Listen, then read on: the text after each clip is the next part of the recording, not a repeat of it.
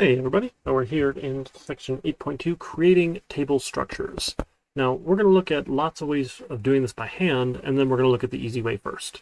But really you want to understand what's happening, the manual way, so that when you show you the automatic way, that the way the program does it for us, that you kind of understand what's happening behind the scenes. So it's good to understand how this works by hand, but most of the time we're not doing this by hand because we have better ways of doing it. But again, it's good to start slow and then learn some of the magic that the tool does for us so that it makes sense. So to make a table, again, with our data definition language, we say create. That is totally unreadable. Oh, goodness. That's no good. Let's go this way. Let me just add this here. We'll say create table, and then name of table. Right? And then a set of parentheses. And inside the parentheses now, we're going to list out all of the different attributes. So typically, you'll say create table, whatever the name of the table is here, and then we'll have all of our different attributes here. So then this is the column name, and then space, a couple spaces. Some people like these things to line up really nice, and you'd say what type of data, what is the data type here? And then optionally, you can add some constraints, you can add some interesting information about it here. And then we just comma separate, right? If you want more data types, we just keep on adding more. So we have another column. Oh, there's no E in column. Column. I can't spell. I don't know what happened over there. And then another column, right? If you're column 2, column 1, whatever we want to call these different attributes here, and that data type. And then we keep on going. And then you can list a primary key, and you can list a foreign key, and you can list any other constraints that you might want to add. So that's the manual way of making it. So if you were to look at some of the examples here, right, the book will take you through making the vendor table, we'll make the product table. One of the things that's important, though, is when we make them, is that if you have a foreign key, the table with the primary key needs to exist first before you make the table that has a foreign key. Otherwise, you can't add the foreign key attribute, right, because it doesn't exist. It can't reference anything out there. And then in terms of some constraints, right, this idea that I want to limit what's happening here on our different tables. So a lot of times, the main constraint that we have is those foreign keys. We say, hey, this field references the primary key over in this table. So the constraint then makes sure that you can't put a value in here that doesn't exist in the other table. So if I say, hey, this is the vendor code for this particular product, it won't allow me to enter a vendor code that doesn't exist in the vendor table. So that it's ensuring that referential integrity is very important here. Other constraints that you might run into that are pretty common are not null. Remember, nulls are pretty gross in our database. I'm sorry, not null here. So that's a very common constraint. If you don't want to allow a null value, you can give it a not null constraint. So in here for my data type, then I could say, hey, this was whatever data type here. Come on, click in there. There we go. And I could say not null to add that as a possible constraint for that as well.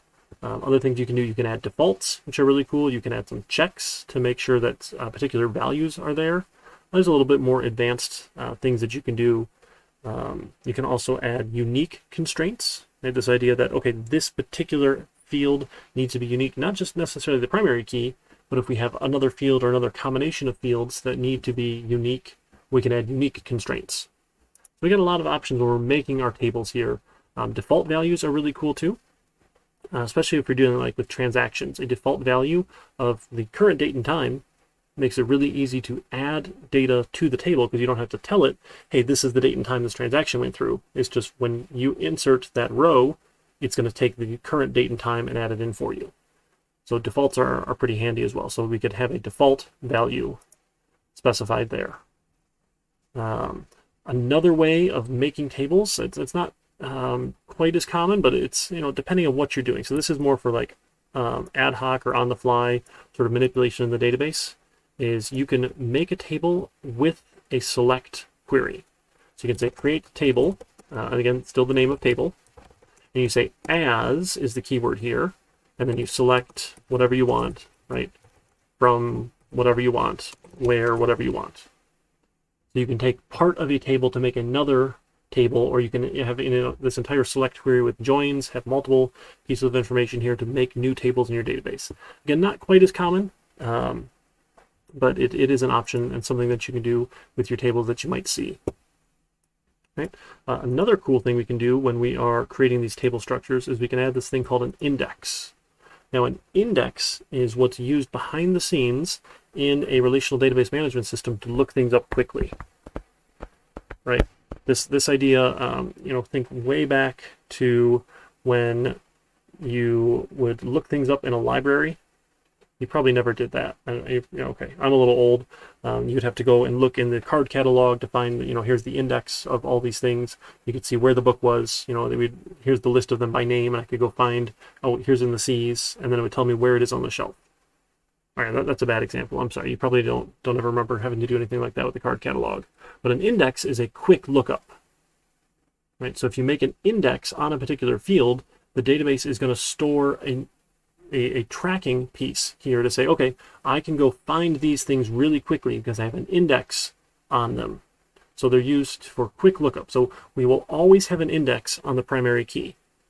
That's just what our database management system does. So you can always look up a primary key really quickly because it's stored in an index. Additional pieces of information, if you want to do really fast queries on them, you can add more indexes. The downside is, so indexes make lookups fast, but they make inserts slow.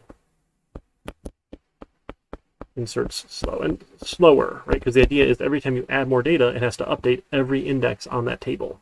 So if you have a lot of indexes, because you want a lot of fast lookups, every time you add data, it's going to be a little slow. So there are trade-offs for having indexes. And you can create an index, and you can also, to delete something, in terms of tables and indexes, use the drop keyword. So you could drop table. Oh, goodness, that doesn't even spell table. Table, T-A-B-L-E. Or you could drop an index. Or you could drop a constraint. Right, so we use create and we use drop for all of these, all the syntax when we're creating the table structures themselves.